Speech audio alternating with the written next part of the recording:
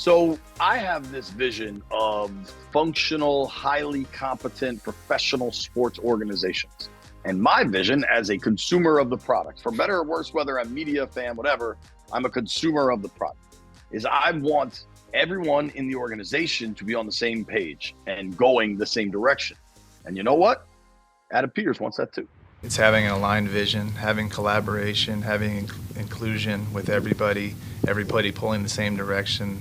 That's how we did it in San Francisco, and that's what allows you to get through, not just the good times are easy, but that's what allows you to get through the tough times as well. Yeah, I find this a very similar situation from when we got to San Francisco in 2017.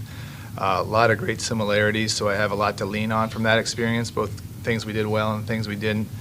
But ultimately, we were going to build through the draft here and supplement through free agency. We're going to be very process-driven and diligent in who we select in free agency, but we're going to build through the draft here.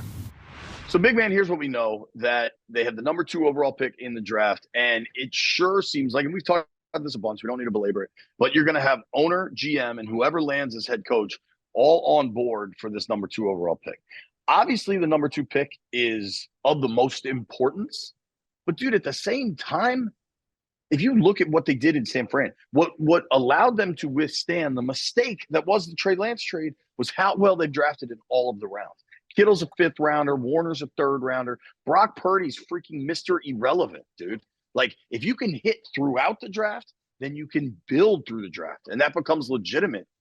I think this dude can actually do it.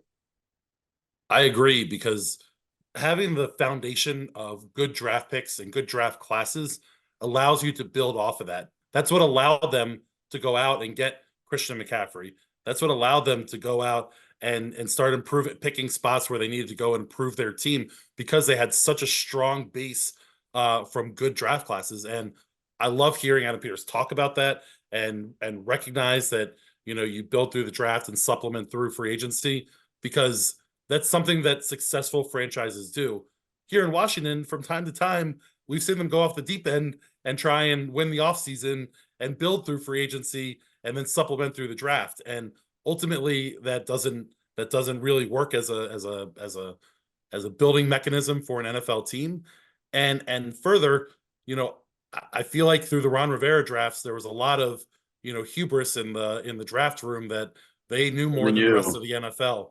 And that's something that we haven't seen in Adam Peters' draft or in San Francisco drafts along the way. I'm totally with you. I think, the difference is so significant. Think about the Chase Young trade. San Fran's able to trade for Chase Young, who, let's be honest, I think there are so many injury concerns with that knee that's why teams didn't want to give up a lot, because I don't know that he gets a long-term contract like people will expect. I think he kind of gets a series of 1-year deals or deals that only have 1 year guaranteed. But regardless, San Fran's able to send that comp pick. It was a comp pick because they're pretty confident they're going to get more of them.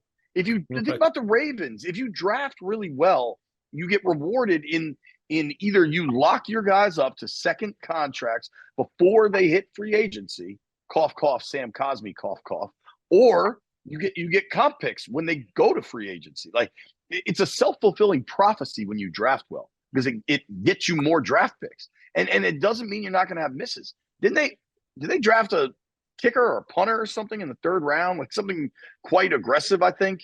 The Niners did, and people mocked them for it, but they're the 1 seed. They just had a bye, and they're in the divisional round. Like, the organizational vision that we don't know if Peters can run the show, but we know he's been in the show at places that are really, really good. And you go back to when he was with the Pats. And one thing I wanted to circle back to, big man, when we talk about the offense or defense, I do think if you look at how Adam Peters has arrived at this destination, when he was with the Pats, it was Belichick running things. Defensive guy, unique situation. When he was with the Broncos, a lot of that was John Fox running things, defensive guy, and then Kubiak was there when they broke through and won the Super Bowl. But that was a defensive-driven Super Bowl. That was Von Miller was their best player. Von Miller, yeah. Yeah, it wasn't Peyton anymore. And then obviously the success with the Niners, it is Kyle, offensive guy, but it's also John Lynch. You know what I mean? Like, I don't think you can – who's a Hall of Fame safety. I just think when he says we're not in a box, I'm not thinking offense or defense. I'm thinking about all of it. I believe him. Well, think about it. With San Francisco, obviously Kyle Shanahan is the offensive side of the ball, but look at the names that have been on the defensive, that have been the defensive coordinators that have left there to become head coaches elsewhere. I mean, they've had strong Salah, they've had strong, yeah, D'Amico. right. D'Amico Ryans and Robert Salah. I mean, they've had strong coaching personnel there, regardless of which side of the ball it was on.